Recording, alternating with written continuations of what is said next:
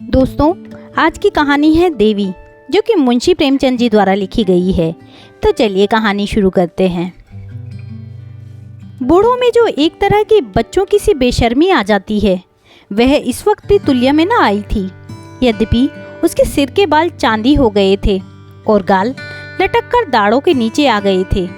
वह खुद भी निश्चित रूप से अपनी उम्र ना बता सकती थी, लेकिन लोगों का अनुमान था कि वह 100 की सीमा को पार कर चुकी है और अभी तक चलती तो अंचल से सिर दाग कर आंखें नीची किए हुए मानो नवेली बहू है। थी तो चमारिन, पर क्या मजाल कि किसी के घर का पकवान देखकर उसका जी ललचाया। गांव में ऊंची जाति के बहुत से घर थे। तुल्या का सभी जगह आना जाना था। सारा गांव उसकी इज्जत करता था। गृहणियां तो उसे श्रद्धा की आंखों से देखती थी, उसे आग्रह के साथ अपने घर बुलाती, उसके सिर में तेल डालती, मांग में सिंदूर भरती। कोई अच्छी चीज पकाई होती जैसे हलवा या खीर या पकौड़ियाँ तो उसे खिलाना चाहती, लेकिन बुढ़िया को जीभ से सम्मान कहीं प्यारा था। कभी न खाती, उसके आगे पीछे कोई न था। उसके टोले के लोग कुछ तो गांव छोड़कर भाग गए थे, कुछ प्लेग और मलेरिया की भेंट हो गए थे और अब थोड़े से खंडर मानो उनके यादों में नंगे सिर खड़े छाती सी पीट रहे थे। केवल तुल्या की मडैया ही जिंदा बच रही थी। और यद्यपि तुल्या जीवन यात्रा की उस सीमा के निकट पहुंच चुकी थी जहां आदमी धर्म और समाज के सारे बंधनों से मुक्त हो जाता है और अब श्रेष्ठ प्राणियों को भी उससे उसकी जात के कारण कोई भेद न था। सभी उसे अपने घर में आश्रय देने को तैयार थे। पर मान प्रिय बुढ़िया क्यों किसी का एहसान ले, क्यों अपने मालिक की इज्जत में बट्टा लगाए, जिसकी उसने 100 बरस पहले केवल एक बार सूरत देखी थी। हाँ, केवल एक बार। तुल्या की जब सगाई हुई तो वह केवल 5 साल की थी और उसका पति 18 साल का बलिष्ठ युवक था। विवाह करके वह कमाने पूरब चला गया। सोचा अभी इस वक्त लड़की के जवान होने में 10-12 साल की देर है। इतने दिनों में मैं क्यों ना कुछ धन कमा लूं और फिर निश्चिंत होकर खेती बाड़ी करूं। लेकिन तुल्या जवान भी हुई, बूढ़ी भी हो गई। वह लौटकर घर ना आया। 50 साल तक उसके खत हर 3 महीने आते रहे। खत के साथ जवाब के लिए एक पता लिखा हुआ लिफाफा भी होता था और 3 रुपए का मनी ऑर्डर। खत में वह बराबर अपने विवशता, पराधीनता और दुर्भाग्य का रोना रोता था। क्या करूं तुला, मन में तो बड़ी अभिलाषा है कि अभी मड़ैया को आबाद कर देता और तुम्हारे साथ सुख से रहता, पर सब कुछ नसीब के हाथ में है, अपना कोई बस नहीं। जब भगवान लावेगा तब आऊँगा। तुम धीरज रखना, मेरे जीते जी तुम्हें कोई कष्ट न होगा। तुम्हारी बाह पकड़ी है तो मरते दम तक निभा करूँगा। जब आंखें बंद हो जाएंगी तब क्या होगा कौन जाने। प्राय सभी पत्रों में थोड़े से फेर फार के साथ यही शब्द और यही भाव होते थे। हाँ, जवानी के पत्रों में विरह की जो ज्वाला होती थी उसकी जगह अब निराशा की राख ही रह गई थी। लेकिन तुल्या के लिए सभी पत्र एक से प्यारे थे, मानो उसके हृदय के अंग हों। उसने एक खत भी कभी न फाड़ा था। ऐसे शगुन के पत्र कहीं फाड़े जाते हैं? उनका एक छोटा सा पोथा जमा हो गया था। उनके कागज का रंग उड़ गया था, स्याही भी उड़ गई थी, लेकिन तुल्या के लिए वे अभी उतने ही सजीव, उतने ही सतृष्ण, उतने ही व्याकुल थे। सब के सब उसकी पेटारी में लाल डोरे से बंधे हुए उसके दीर्घ जीवन में संचित सोहाग की भांति रखे हुए थे। इन पत्रों को पाकर तुल्या गद हो जाती, उसके पांव जमीन पर न पड़ते, उन्हें बार बार पढ़वाती और बार बार रोती। उस दिन वह अवश्य केशों में तेल डालती, सिंदूर से मांग भरवाती, रंगीन साड़ी पहनती, अपनी पुरखिनों के चरण छूती और आशीर्वाद लेती। उसका सोहाग जाग उठता। गांव की वीरानियों के लिए पत्र नहीं जो पढ़कर फेंक दिया जाता है। अपने प्यारे परदेशी के प्राण हैं, देह के से मूल्यवान। उनमें देह की कठोरता नहीं, कलुषता नहीं, आत्मा की आकुलता और अनुराग है।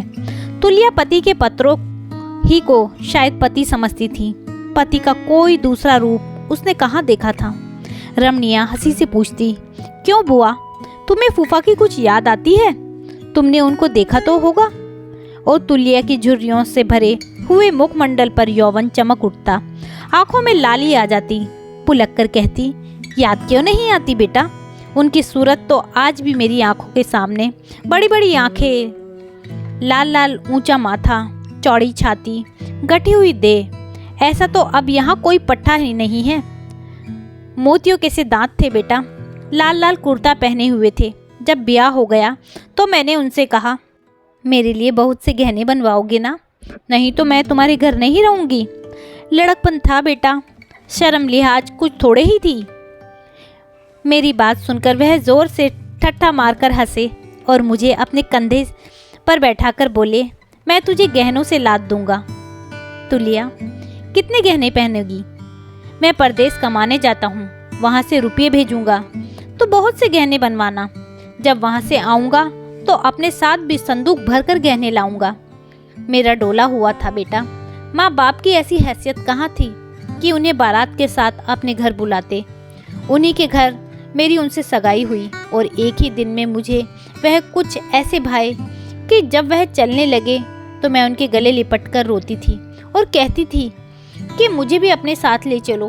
मैं तुम्हारा खाना पकाऊंगी, तुम्हारी खाट बिछाऊंगी, तुम्हारी धोती छाटूंगी। वहाँ उन्हीं के उम्र के 2-3 लड़के और बैठे हुए थे। उन्हीं के सामने वह मुस्कुराकर मेरे कानों में बोले, और मेरे साथ सोएगी नहीं? बस मैं उनका गला छोड़कर अलग खड़ी हो गई और उनके ऊपर एक कंकड़ फेंक कर बोली, मुझे गाली दोगे तो कह देती हूँ हाँ। और यह जीवन कथा नित्य के सुमिरन और जाप से जीवन मंत्र बन गई थी। उस समय कोई उसका चेहरा देखता खिल पड़ता था। घूंघट निकालकर, भाव बताकर, मुंह फेर कर हंसती हुई, मानो उसके जीवन में दुख जैसी कोई चीज है ही नहीं। वह अपने जीवन की इस पुण्य स्मृति का वर्णन करती, अपने अंतःस्थल के इस प्रकाश को दर्शाती जो 100 वर्षों से उसके जीवन पट को कांटों और गढ़ों से बचाता आता था। कैसी अनंत अभिलाषा थी जिसे जीवन सत्यों ने भी जरा भी धूमिल नहीं किया था। वह दिन भी थे जब तुलिया जवान थी, सुंदर थी और पतंगों को उसके रूप दीपक पर मचराने का नशा सवार था। उनके अनुराग और अनुमाद तथा समर्पण की कथाएं जब वह कांपते हुए स्वरों और सजल नेत्रों से कहती तो शायद उन शहीदों की आत्माएं स्वर्ग में आनंद से नाच उठती होंगी, क्योंकि जीते जी उन्हें जो कुछ न मिला वही अब तुलिया उन पर दोनों हाथों से निछावर कर रही थी। उसकी उठती हुई जवानी थी, जिधर से निकल जाती युवक समाज कलेजे पर हाथ रखकर रह जाता। तब बंसी सिंह नाम का एक ठाकुर था, बड़ा छैला, बड़ा रसिया, गांव का सबसे मनचला जवान, जिसकी तान रात के सन्नाटे में कोस भर से सुनाई पड़ती थी। दिन में सैकड़ों बार तुलिया के घर के चक्कर लगाता, तालाब के किनारे, खेत में, खलियान में, कुएं पर, जहां वह जाती परछाई की तरह उसके पीछे लगा रहता। कभी दूध लेकर उसके घर आता, कभी घी लेकर। कहता, तुलिया, मैं तुझसे कुछ नहीं चाहता, बस जो कुछ मैं तुझे भेंट किया करूं वह ले लिया कर। तू मुझसे नहीं बोलना चाहती मत बोल, मेरा मुंह नहीं देखना चाहती मत देख, लेकिन मेरे चढ़ावे को ठुकरा मत, बस मैं इसी से संतुष्ट हो जाऊंगा। तुलिया ऐसी भोली ना थी, जानती थी यह उंगली पकड़ने की बात है, लेकिन न जाने कैसे वह एक दिन उसके धोखे में आ गई। नहीं, धोखे में नहीं आई, उसकी जवानी पर उसे दया आ गई। एक दिन वह पके हुए कलमी आमों की एक टोकरी लाया। तुलिया ने कभी कलमी आम न खाए थे, टोकरी उससे ले ली। फिर तो आए दिन आम की डलियां आने लगी। एक दिन जब तुलिया टोकरी लेकर घर में जाने लगी तो बंसी ने धीरे से उसका हाथ पकड़कर अपने सीने पर रख लिया और चट उसके पैरों पर गिर पड़ा। फिर बोला, तुलिया, अगर अब भी तुझे मुझ पर दया नहीं आती तो आज मुझे मार डाल, तेरे हाथों से मर जाऊंगा, बस यही साध है। तुलिया ने टोकरी पटक दी, अपने पांव पीछे छुड़ाकर एक पग पीछे हट गई और रोष भरी आंखों से ताकती हुई बोली, अच्छा ठाकुर, अब यहाँ से चले जाओ, नहीं तो या तो तुम ना रहोगी, तुम्हारे आमों में आग लगे। और तुमको क्या कहूँ, मेरा आदमी काले को सो मेरे नाम का बैठा हुआ है, इसलिए कि मैं यहाँ उनके साथ कपट करूँ। वह मर्द है, 4 पैसे कमाता है, क्या वह दूसरी ना रख सकता था? क्या औरतों की संसार में कमी है? लेकिन वह मेरे नाम पर चाहे ना हो। पढ़ोगे उनकी चिट्ठियाँ जो मेरे नाम भेजता है? आप चाहे जिस दशा में हो, मैं कौन यहाँ बैठी देखती हूँ, लेकिन मेरे पास बराबर रुपये भेजता है, इसलिए कि मैं यहाँ दूसरों से विहार करूँ।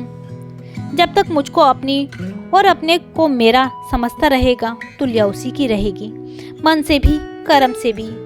जब उससे मेरा ब्याह हुआ तब मैं 5 साल की अल्लड़ छोकरी थी। उसने मेरे साथ कौन सा सुख उठाया?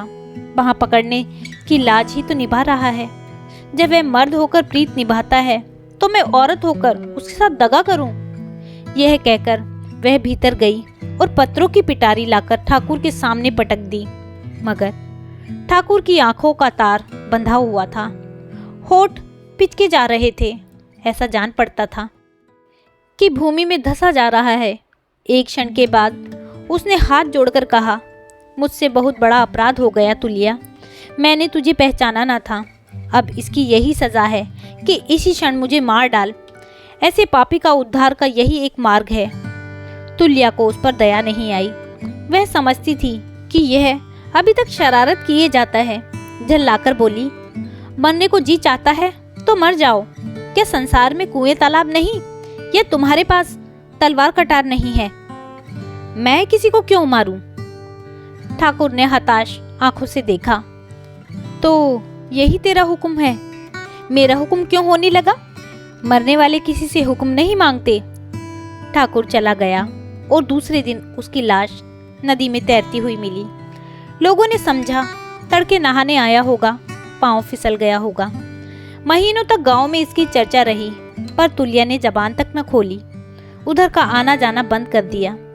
बंसी सिंह के मरते ही छोटे भाई ने जायदाद पर कब्जा कर लिया और उसकी स्त्री और बालक को सताने लगा। देवरानी ताने देती, देवर ऐब लगाता।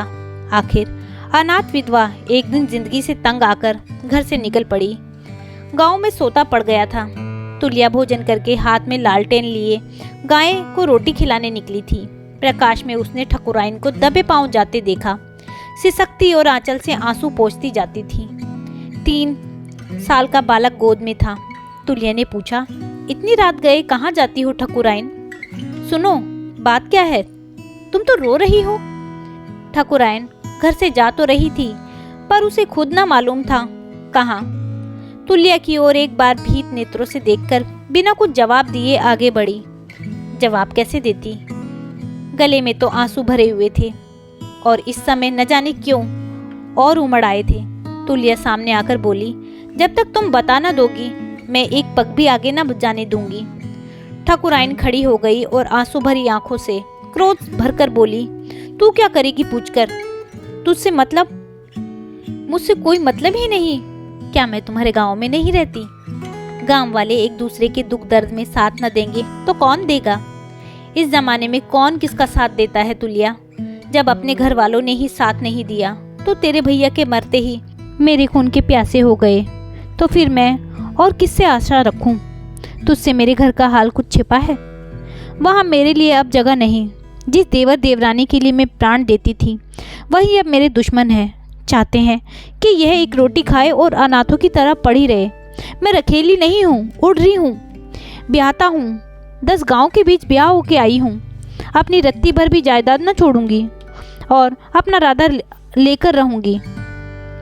तेरे भैया, ये 2 शब्द तुल्या को इतने प्यारे लगे कि उसने ठकुराइन को गले लगा लिया और उसका हाथ पकड़कर बोली, तो बहन मेरे घर चलकर रहो, और कोई साथ दे या ना दे, तुल्या मरते दम तक तुम्हारा साथ देगी।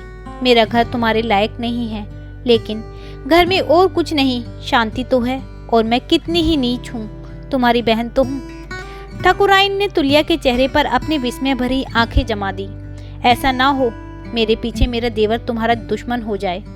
मैं दुश्मनों से नहीं डरती, नहीं इस टोले में अकेली न रहती, लेकिन मैं तो नहीं चाहती कि मेरे कारण तुझ पर आफत आवे। तो उनसे कहने ही कौन जाता है, और किसे मालूम होगा कि अंदर तुम हो। ठकुराइन को ढांढस बंधा। सकुचाती हुई तुल्या के साथ अंदर आई। उसका हृदय भारी था। जो एक विशाल पक्के की स्वामिनी थी, आज इस झोपड़ी में रह पड़ी हुई है। घर में एक खाट थी। ठकुराइन बच्चे के साथ उस पर सोती। तुल्या जमीन पर पड़ जाती। एक ही कंबल था। ठाकुराइन उसको ओढ़ती, तुलिया टाट का टुकड़ा ओढ़कर रात काटती। मेहमान का क्या सत्कार करें, कैसे रखें, यही सोचा करती। ठाकुराइन के झूठे बर्तन मांजना, कपड़े छांटना, उसके बच्चे को खिलाना, ये सारे काम वह इतने उमंग से करती मानो देवी की उपासना कर रही हो। ठाकुराइन इस विपत्ति में भी ठाकुराइन थी, गर्विणी, विलासप्रिय, कल्पनाहीन। इस तरह रहती मानो उसका ही घर है और तुल्या पर इस तरह रोब जमाती मानो वह उसकी लौंडी है। लेकिन तुल्या अपने अभागे प्रेमी के साथ प्रीति की रीति का निभा कर रही थी। उसका मन कभी न मैला होता, माथे पर कभी न बल पड़ता। एक दिन ठाकुराइन ने कहा, तुला, तुम बच्चे को देखती रहना, मैं 2-4 दिन के लिए जरा बाहर जाऊंगी। इस तरह तो यहाँ जिंदगी भर तुम्हारी रोटियां तोड़ती रहूंगी। पर दिल की आग कैसे ठंडी होगी। इस बेहया को इसकी जाल कहाँ कि उसकी भावज कहाँ चली गई। वह तो दिल में खुश होगा कि अच्छा हुआ उसके मार्ग का कांटा हट गया। जो ही पता चला कि मैं अपने मायके नहीं गई, कहीं और पड़ी हूँ, वह तुरंत तुम्हें बदनाम कर देगा और तब सारा समाज उसी का साथ देगा। अब मुझे कुछ फिक्र करनी चाहिए। तुल्य ने पूछा, कहाँ जाना चाहती हो बहन? कोई हर्ज ना हो तो मैं भी साथ चलूं? अकेली कहाँ जाओगी? उस सांप को कुचलने के लिए कोई लाठी खोजूंगी। तुलिया इसका आशय न समझ सकी, उसके मुख की ओर ताकने लगी। ठाकुराइन ने निर्लज्जता के साथ कहा, तू इतनी मोटी सी बात भी नहीं समझी, साफ साफ ही सुनना चाहती है। अनाथ स्त्री के पास अपनी रक्षा का अपने रूप के सिवा कौन अस्त्र है? अब इसी अस्त्र से काम लूंगी। जानती है इस रूप के क्या दाम होंगे? उस भेड़िए का सर, इस परगने का हाकिम, जो कोई भी हो, जो कोई पर मेरा जादू चलेगा। और ऐसा कौन मर्द है जो किसी युवती के जादू से बच सके, चाहे वह ऋषि ही क्यों ना हो। धर्म जाता है जाए, मुझे परवाह नहीं। मैं यह नहीं देख सकती कि मैं बन बन की पत्तियां तोड़ूं और वह शोधा मुझों पर ताव देकर राज करे। तुल्या को मालूम हुआ कि इस अभागिनी के हृदय में कितनी गहरी चोट है। इस व्यथा को शांत करने के लिए वह जान ही पर नहीं खेल रही है, धर्म पर भी खेल रही है, जिसे वह प्राणों से भी प्रिय समझती है। बंसी सिंह की वह पार्थिव मूर्ति उसकी आंखों के सामने आ खड़ी हुई। वह बलिष्ठ था, अपनी फौलादी शक्ति से वह बड़ी आसानी से तुल्या पर बल प्रयोग कर सकता था। और उस रात के सन्नाटे में उस अनाथा की रक्षा करने वाला कौन बैठा हुआ था? पर उसकी सतीत्व भरी भर्त्सना ने बंसीधर को किस तरह मोहित कर लिया, जैसे कोई काला भयंकर नाग महुअर का सुरीला राग सुनकर मस्त हो गया हो। उसी सच्चे सूरमा की कुली मर्यादा आज संकट में है। क्या तुल्या उस मर्यादा को लुटने देगी और कुछ न करेगी? नहीं नहीं, अगर बंसी सिंह ने उसके सत को अपने प्राणों से प्रिय समझा तो वह भी अपनी आबरू को अपने धर्म से बचाएगी। उसने ठाकुराइन को तसल्ली देते हुए कहा, अभी तुम कहीं मत जाओ बहन, पहले मुझे अपनी शक्ति आजमा लेने दो। मेरी आबरू चली भी गई तो कौन हंसेगा? तुम्हारी आबरू के पीछे तो एक कुल की आबरू है। ठाकुराइन ने मुस्कुराकर उसको देखा, बोली, तू यह कला क्या जाने तुलिया? कौन सी कला? यही मर्दों को उल्लू बनाने की।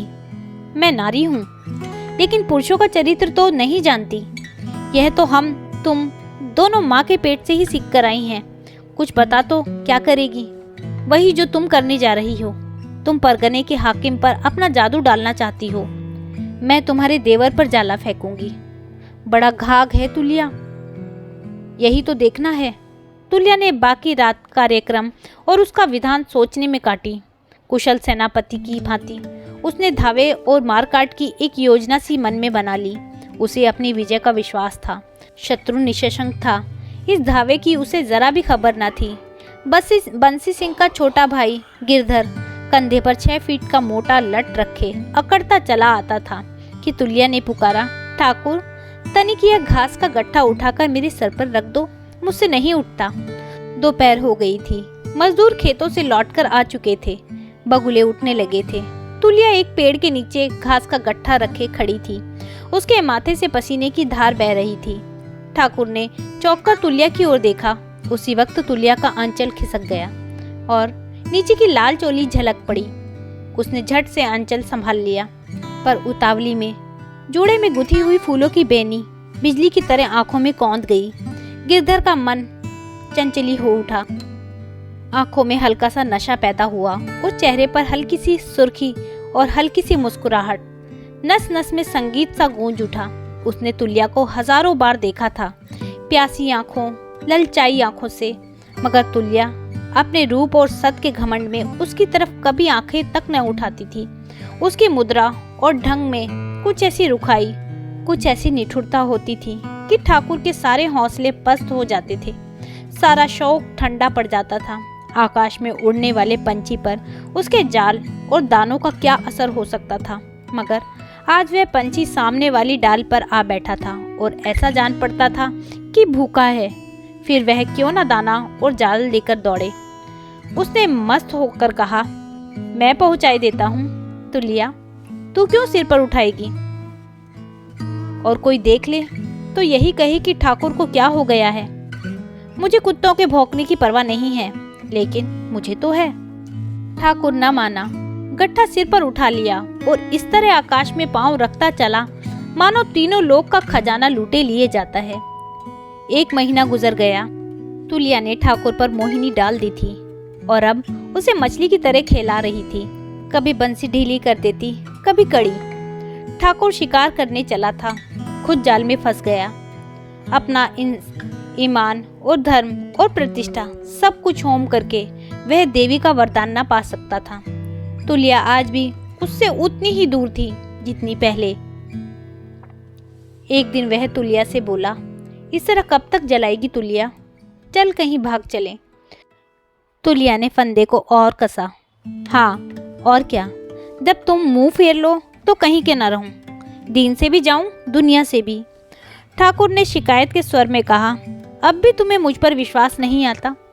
भौरे फूल का रस लेकर उमड़ जाते हैं और पतंगे जलकर राख नहीं हो जाते। पतियाऊं कैसे? मैंने तेरा कोई हुक्म टाला है? तुम समझते होंगे कि तुलिया को एक रंगीन साड़ी और 2 छोटे मोटे गहने देकर फंसा लूंगा। मैं ऐसी भोली नहीं हूँ। तुलिया ने ठाकुर के दिल की बात भांप ली थी। ठाकुर हैरत में आकर उसका मुंह ताकने लगा। तुलिया ने फिर कहा, आदमी अपना घर छोड़ता है तो पहले कहीं बैठने का ठिकाना कर लेता है। ठाकुर प्रसन्न होकर बोला, तो तू चलकर मेरे घर में मालकिन बनकर रह। मैं तुझसे कितनी बार कह चुका। तुलिया आंखें मटकाकर बोली, आज मालकिन बनकर रहूं, कल लौंडी बनकर भी न रहने पाऊं। क्यों? तो जिस तरह तेरा मन भरे वह कर। मैं तो तेरा गुलाम हूँ। वह वचन देते हो? हाँ देता हूँ। 1 बार नहीं, 100 बार, 1000 बार। फिर तो न जाओगे?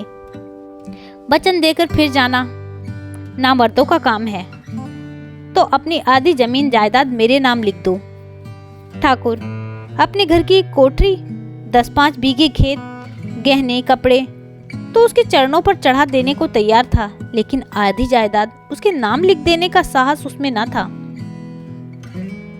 कल को तुलिया उससे किसी बात पर नाराज हो गई तो उसे आधी जायदाद से हाथ धोना पड़े, ऐसी औरतों का क्या एतबार। उसे गुमान तक न था कि तुलिया उसके प्रेम में इतनी कड़ी परीक्षा लेगी। उसे तुलिया पर क्रोध आया।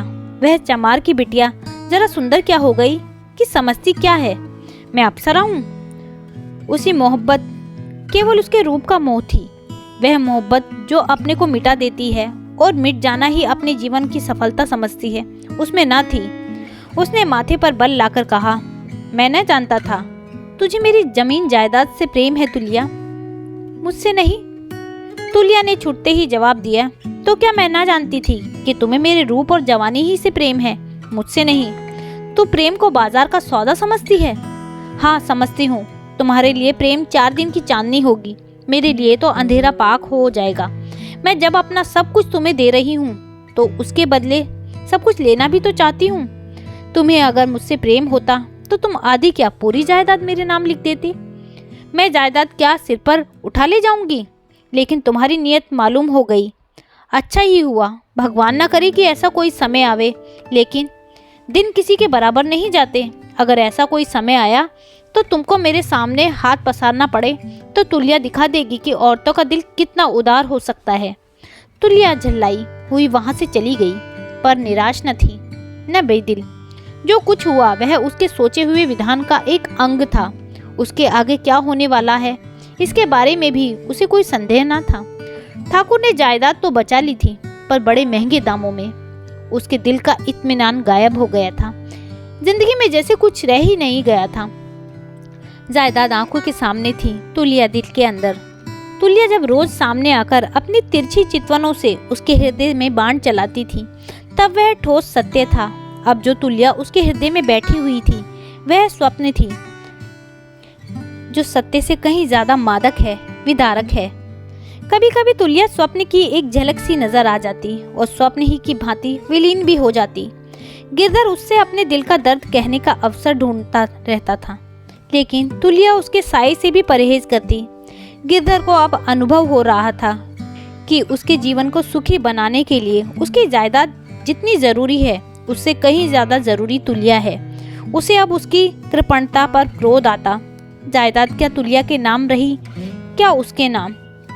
इस जरा सी बात में क्या रखा है? तुलिया तो इसलिए अपने नाम लिखा रही थी कि कहीं मैं उसके साथ बेवफाई कर जाऊं तो वह अनाथ ना हो जाए। जब मैं उसका बिना कोड़ी का गुलाम हूँ तो बेवफाई कैसी? मैं उसके साथ बेवफाई करूँगा, जिसकी एक निगाह के लिए, एक शब्द के लिए तरसता रहता हूँ। कहीं उससे एक बार एकांत में भेंट हो जाती तो उससे कह देता, तुला, मेरे पास जो कुछ है वह सब तुम्हारा है। कहो बख्शीशनामा लिख दूं, कहो बैनामा लिख दूं।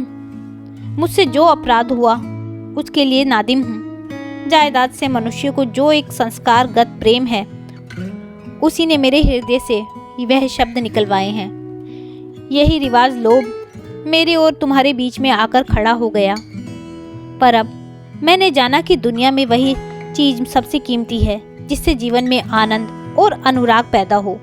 अगर दरिद्रता और वैराग्य में आनंद मिले तो वही सबसे प्रिय वस्तु है, जिस पर आदमी जमीन और मिल्कियत सब कुछ होम कर दे। आज भी लाखों माई के लाल हैं जो संसार के सुखों पर लात मारकर जंगलों और पहाड़ों की सैर करने में मस्त हैं। और उस वक्त मैं इतनी मोटी सी बात भी न समझा। हाय रे दुर्भाग्य। एक दिन ठाकुर के पास तुलिया ने पैगाम भेजा, मैं बीमार हूँ, आखिर देख जाओ। कौन जाने बचूं कि ना बचूं। इधर कई दिन से ठाकुर ने तुलिया को न देखा था। कई बार उसके द्वार पर के चक्कर भी लगाए, पर वह न दिख पड़ी। अब जो यह संदेशा मिला तो वह जैसे पहाड़ से नीचे गिर पड़ा। रात के 10 बजे होंगे। पूरी बात भी न सुनी और दौड़ा। छाती धड़क रही थी और सिर उड़ा जाता था। तुलिया बीमार है, क्या होगा भगवान? तुम मुझे क्यों नहीं बीमार कर देते? मैं तो उसके बदले मरने को भी तैयार हूँ। दोनों ओर से काले काले वृक्ष मौत के दूतों की तरह दौड़े चले आते थे। रह रहकर उसके प्राणों से एक ध्वनि निकलती थी, हसरत और दर्द में डूबी हुई। तुलिया बीमार है। उसकी तुलिया ने उसे बुलाया है। उस कृतघ्नि, अधम, नीच हत्यारे को बुलाया है कि आकर मुझे देख जाओ। कौन जाने बचूं कि ना बचूं। तू अगर ना बचेगी तुलिया तो मैं भी ना बचूंगा। हाय, ना बचूंगा। दीवार से सिर फोड़कर मर जाऊंगा। फिर मेरी और तेरी चिता एक साथ बनेगी। दोनों के जनाजे एक साथ निकलेंगे। उसने कदम और तेज किए। आज वह अपना सब कुछ तुलिया के कदमों में रख देगा। तुलिया उसे बेवफा समझती है। आज वह दिखाएगा वफा किसे कहते हैं। जीवन में अगर उसने वफा न की तो मरने के बाद करेगा। इस 4 दिन की जिंदगी में जो कुछ न कर सका वह अत्यंत युगों तक करता रहेगा। उसका प्रेम कहानी बनकर घर घर फैल जाएगा। मन में शंका हुई, तुम अपने प्राणों का मोह छोड़ सकोगे? उसने जोर से छाती पीटी और चिल्ला उठा, प्राणों का मोह किसके लिए? और प्राण भी तो वही है जो बीमार है। देखूं मौत कैसे प्राण ले जाती है और देह को छोड़ देती है। उसने धड़कते हुए दिल और थरथराते हुए पांवों से तुलिया के घर में कदम रखा। तुलिया अपनी खाट पर एक चादर ओढ़े सिमटी पड़ी थी और लालटेन के अंधे प्रकाश में उसका पीला मुख मानो मौत की गोद में विश्राम कर रहा था। उसने उसके चरणों पर सिर रख दिया और आंसुओं से डूबी हुई आवाज से बोला, तुला, यह अभाग तुम्हारे चरणों पर पड़ा हुआ है, क्या आंखें न खोलोगी? तुलिया ने आंखें खोल दी और उसकी ओर करुण दृष्टि डालकर कराती हुई बोली, तुम हो गिरधर सिंह, तुम आ गए। अब मैं तो आराम से मरूंगी। तुम्हें एक बार देखने के लिए जी बहुत बेचैन था। मेरा कहा सुना माफ़ कर देना और मेरे लिए रोना मत। इस मिट्टी की देह में क्या रखा है गिरधर? वह तो मिट्टी में मिल जाएगी, लेकिन मैं कभी तुम्हारा साथ न छोड़ूंगी। परछाई की तरह नित्य तुम्हारे साथ रहूंगी। तुम मुझे देख न सकोगे, मेरी बात सुन न सकोगे, लेकिन तुलिया आठों पहर सोते जागते तुम्हारे साथ रहेगी। मेरे लिए अपने को बदनाम मत करना गिरधर। कभी किसी के सामने मेरा नाम जबान पर न लाना। हाँ, एक बार मेरी चिता पर पानी की छींटे मार देना, इससे मेरे हृदय की ज्वाला शांत हो जाएगी। गिरधर फूट फूट कर रो रहा था। हाथ में कटार होती तो इस वक्त जिगर में मार लेता और उसके सामने तड़प कर मर जाता। जरा दम लेकर तुलिया ने फिर कहा, मैं बचूंगी नहीं गिरधर, तुमसे एक विनती करती हूँ, मानोगे? गिरधर ने छाती ठोक कर कहा, मेरी लाश भी तेरे साथ ही निकलेगी तुलिया। अब जीकर क्या करूँगा, और जिया भी तो कैसे? तो मेरा प्राण है तुलिया। उसे ऐसा मालूम हुआ। तुलिया मुस्कुराई। नहीं नहीं, ऐसी नादानी मत करना। तुम्हारे बाल बच्चे हैं, उनका पालन करना।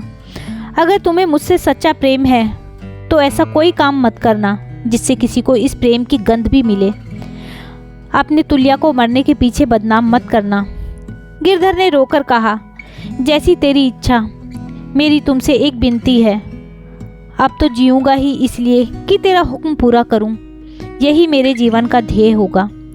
मेरी यही विनती है कि अपनी भाभी को उसी मान मर्यादा के साथ रखना जैसे वह बंसी सिंह के सामने रहती थी।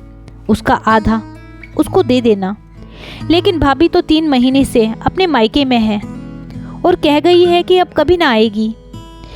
यह तुमने बुरा किया है गिरधर, बहुत बुरा। अब मेरी समझ में आया कि क्यों मुझे बुरे बुरे सपने आ रहे थे। अगर चाहते हो कि मैं अच्छी हो जाऊं तो जल्दी से जल्दी हो सके पढ़ा लिखी करके कागज पत्तर मेरे पास रख दो। तुम्हारी यह बदनीयती ही मेरी जान का गाहक हो रही है। अब मुझे मालूम हुआ कि बंसी सिंह क्यों मुझे बार बार सपना देते हैं। मुझे कोई और रोग नहीं है, बंसी सिंह ही मुझे सता रहे हैं बस। अभी जाओ, देर की तो मुझे जीता ना पाओगे। तुम्हारी बेइंसाफी का दंड बंसी सिंह मुझे दे रहे हैं।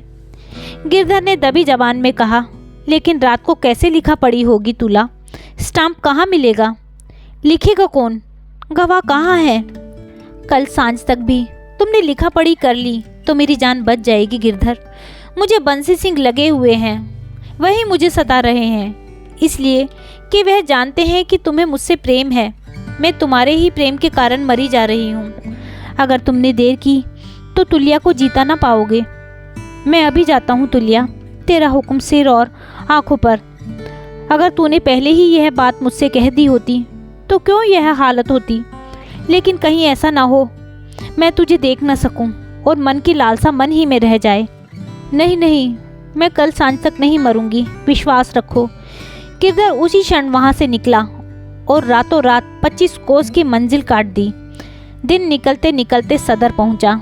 वकीलों की सलाह मशवरा किया, स्टाम्प लिया, भावज के नाम आधी जायदाद लिखी, रजिस्ट्री कराई और चिराग जलते जलते हैरान परेशान थका मांदा बेदाना पानी आशा और दुराशा से कांपता हुआ आकर तुलिया के सामने खड़ा हो गया। रात के 10 बज गए थे। उस वक्त न रेलें थी न लारियां। बेचारे को 50 कोस की कठिन यात्रा करनी पड़ी। ऐसा थक गया था कि एक एक पग पहाड़ मालूम होता था, पर भय था कि कहीं देर तो अनर्थ हो जाएगा। तुलिया ने प्रसन्न मन से पूछा, तुम आ गई गिरधर, काम कर आए? गिरधर ने कागज उसके सामने रख दिया और बोला, हाँ तुला, कर आया, मगर अब भी तुम अच्छी ना हुई तो तुम्हारे साथ मेरी भी जान जाएगी। दुनिया चाहे हंसे चाहे रोए, मुझे परवाह नहीं है। कसम ले लो जो एक घूंट पानी भी पिया हो। तुलिया उठ बैठी और कागज को अपने सिराने रखकर बोली, अब मैं बहुत अच्छी हूँ, सवेरे तक बिल्कुल अच्छी हो जाऊंगी। तुमने मेरे साथ जो नेकी की है वह मरते दम तक न भूलूंगी। लेकिन अभी अभी मुझे ज़रा नींद आ गई थी। मैंने सपना देखा कि बंसी सिंह मेरे सिरहाने खड़े हैं और मुझसे कह रहे हैं, तुलिया तू ब्याता है, तेरा आदमी 1000 कोस पर बैठा तेरे नाम की माला जप रहा है। चाहता तो दूसरी कर लेता, लेकिन तेरे नाम पर बैठा हुआ है और जन्म भर बैठा रहेगा। अगर तूने उससे दगा की तो मैं तेरा दुश्मन हो जाऊंगा और फिर जान लेकर ही छोड़ूंगा। अपना भला चाहती हो तो अपने सत पर रह। तूने उससे कपट किया, उसी दिन मैं तेरी सांसद कर डालूंगा। बस यह कहकर वह लाल लाल आंखों से मुझे तरेरते हुए चले गए। गिरधर ने एक क्षण तुल्या के चेहरे की तरफ देखा, जिस पर इस समय एक दैवी तेज विराज रहा था। एकाएक जैसे उसकी आंखों के सामने से पर्दा हट गया और सारी साजिश समझ में आ गई। उसने सच्ची श्रद्धा से तुल्या के चरणों को चूमा और बोला, समझ गया तुल्या, तू देवी है। तो दोस्तों, यह थी मुंशी प्रेमचंद जी की कहानी देवी। आपको यह कहानी कैसी लगी मुझे कमेंट करके ज़रूर बताइएगा। यदि कहानी अच्छी लगी हो तो कहानी को लाइक कीजिएगा, शेयर कीजिएगा और मेरे चैनल को सब्सक्राइब करना ना भूलिएगा। कहानी सुनने के लिए बहुत बहुत धन्यवाद।